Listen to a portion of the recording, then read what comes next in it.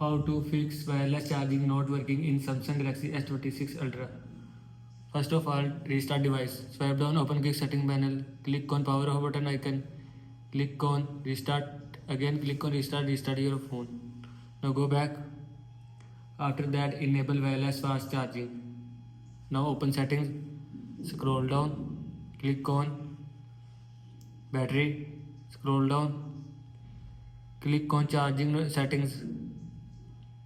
Here you will see fast wireless charging, and if you want to enable wireless fast charging, then turn on this button. After turning on this button, fast wireless charging will be enabled from your phone. Now go back.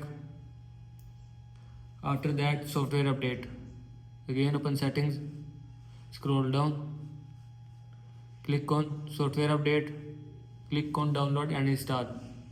Here you will see update option, and if you want to update software, then click on update. After click on update, your phone software will be updated from your phone. This is how you can fix wireless charging not working in Samsung Galaxy S26 Ultra. I hope you like this video, and thanks for watching this video.